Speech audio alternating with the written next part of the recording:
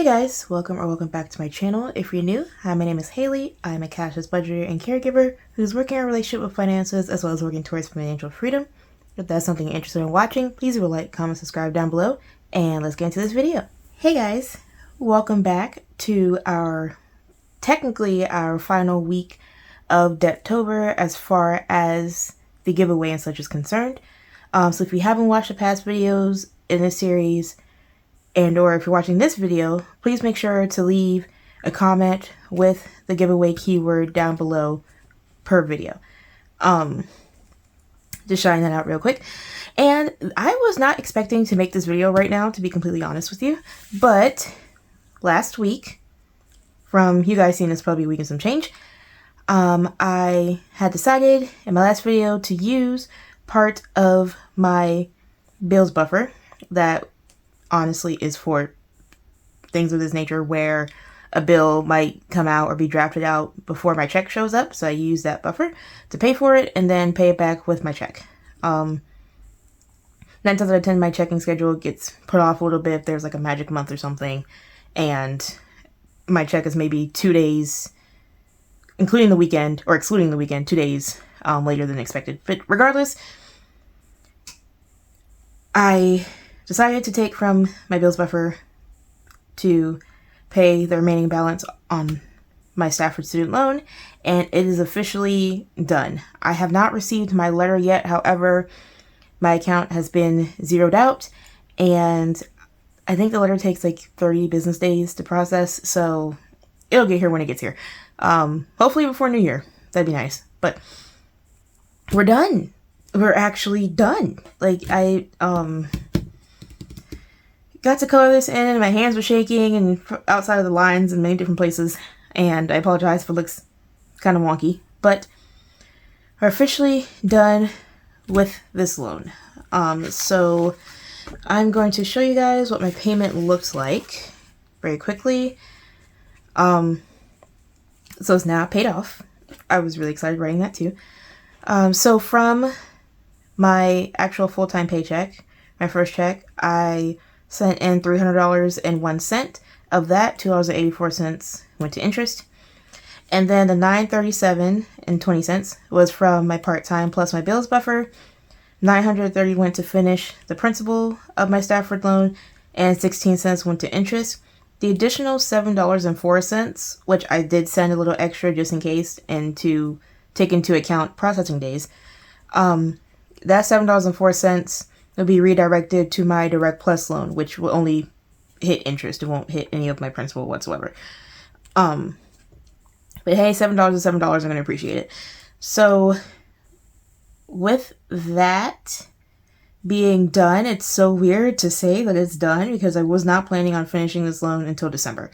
So the fact that I'm technically 2 months ahead schedule right now as far as my goal to get this paid off or get my student loans paid off by the time I hit 30 or before 30, it still blows my mind. Of course, working hard and really, really tired, but I really want to get this out of the way and kind of be able to like move on. I want my 30s to be like a new chapter in my life, so to speak. And even though I know we're going to be lifelong learners and lifelong students, whatever, I prefer not to be a lifelong student in student loan debt. You know? So those two are done. And now we're turning attention to my last and final student loan. This is also my largest student loan and the highest interest rate loan. I've had people ask questions before. Why did I not focus on this loan instead of the other one? And quite honestly, I mentioned it in other videos, but I'll re-mention it briefly here. It's one, the due dates and when interest was going to start reaccruing on these loans kept shifting this entire time. At first, I was focusing on getting this loan down until I found out that my Stafford loans don't qualify as... They're government-held loans, but they don't qualify as government-based loans, meaning that I was not going to be allowed to be on a government repayment plan. It was just going to be the standard 10-year plan in order to pay them off. So, at least with my Direct Plus loan, it is a government-based loan, and I have a little bit more flexibility in payment plan options. I decided to shift focus onto my Stafford loans to get them gone. They also happen to be the lower balance of the two, and they're only 1% off from each other as far as interest rates were concerned. So I decided to focus my attention to my Stafford loan to get them done by December, which you guys know now. We're done right now. And I could turn and focus the rest of my pay down journey on this Direct Plus loan. We did get it down from this $39,563 and some change. Again, I left off the change to make the blocks easier to track in color. We did get it down to $28,980 by the time the interest stopped accruing. And currently, right now, my balance, or my principal balance, I should say, is $28,908.17. I'm not going to really update this part of my student loan yet. I will do that in December and keep it on a quarterly basis. But I did want to talk about this loan mostly because an idea that's been tossed around lately, for me at least, is the question of whether or not I want to continue as far as getting credentials and certifications. Now, I do, or at least with the path I took as far as my master's is concerned, there are credentials I could go for. I could go for the actual exam that's usually associated with my degree. That, I believe, through, or without memberships, I'll say, without memberships, that was upwards of $300. And then there are other certifications I was thinking about in order to go further in my career goals. And you know what? Now that I think about it, I don't think I've explicitly mentioned my career goals. For me, I, at some point in time in life, want to be in the data management and compliance space, specifically the medical data management and compliance. It's a pretty long road. Don't have to go to medical school or anything for it, but it does require a lot of experience, one, and then the more experience and certifications you have, the more unlikely you can grow as far as pay is concerned. My job currently is in a management and compliance space, I guess is the best way to put that.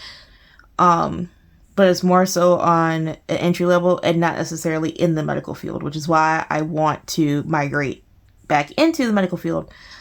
As I was on track to do so, and then COVID happened and kind of pumped the brakes on all of that. And at that point, I just wanted a job, period. I didn't care if it was in the medical field or not.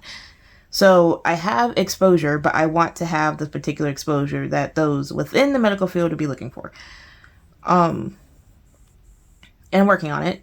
But the question that keeps going back and forth in my mind is, to what degree do I want to keep putting myself, I guess, in situations where more schooling would be necessary, which means more money would be necessary, which means more loans at some point, potentially. Would they be high like these? Absolutely not. These are more so undergrad and graduate. They would not be the same. But there are costs that build up as far as certain training classes, certain certification preparation, certain exams, whether you're in certain, I guess, medical groups or organizations or not, and that varies. Like I said, my current full-time employer is not in the medical space, so they don't necessarily have offerings to help cover training for these type of things. I can, or have the option to go ask my part-time employer, who if you guys don't know, and I can't remember if I mentioned it, is more so in the medical space or closer to it at least. See if they have any program options. I know of 2, but they don't necessarily align with what I would like to go get my certification for, if that makes any sense. At least not directly, which is why I have to go and ask them what they think about it, or if there are any avenues I should be aware of. So how that is going to play into and affect my payoff journey, I currently do not know. It's definitely an option I'm weighing, because the more experience, certification, exposure, the higher I can get my income to be, and then be able to focus on other aspects of my financial independence or financial freedom journey that I want to have. I am keeping it open right now, collecting as much information as I can to make as much of an informed decision as I can. But it's also one of those, I guess, type A things where I want to have a solid plan, and I want to have, a clear A to B listed out. This is what it's going to look like. But obviously with life, that's not the case. So for right now, I'm just going to continue paying off my student loans as I have been, as these other programs are up in the air. Whether or not I'm going to start a sinking fund for them, I am still contemplating that. I will try to let you guys know if I do, for one. But for 2, some of the certifications I'm looking at, there's a cost for the prerequisites, there's a cost for the actual program classes, and then there's a cost for the exams. So kind of doing math on that and trying to kind of map out a timeline, because I know with prerequisites you have to take them at least 12 months, or at least in a 12-month period, before you can move on to the core classes. But with my degree, there might be some prerequisites I don't have to take, or some I could take at a higher level, or replace one prerequisite with a core class, and that's a lot of jumping around. I don't know. So for right now, all I've done in that department is look at tuition, look at possible aid options, and ask for consultations for these different programs, or whoever the coordinator is for these programs. Excuse me, guys. Yeah, I don't know, but my goal would be, with the exception of aid, to cash flow as much of certifications, exams, and whatnot as humanly possible, so I don't have to take out any more student loans. I am so done with student loans. I know we're making progress. Obviously, we're making great progress, and I'm not down on that whatsoever. But I'm just so sick of loans, period. I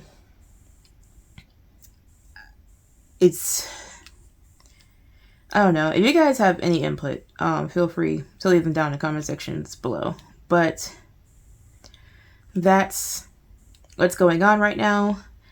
I will make a payment on this loan at the end of this month and all the way through to December, where we'll have kind of like an end of year wrap up, and track where we are here. And I need to start on my 2026 goals as far as outlining what those are, because this is definitely gonna play into that. Well, alright, this is a very short, sweet, simple, straight to the point video. I thank you guys for watching, and I also thank you guys for listening to my semi-rants and ramblings. Again, if you have any input, comments, questions, concerns, just want to say hi, please feel free to do so in the comment section below. I love talking to you guys. And for our last giveaway keyword, let's go with Debtober. Even though it's not the end of the month yet, this is kind of the end of the Debtober series, and I really thank you guys for being a part of this journey with me. I hope you have a blessed evening, night, day, wherever you are in the world, and I catch you guys next time at the end of this month, both for the giveaway announcement and to budget the last paychecks of October. Alrighty, catch you guys later.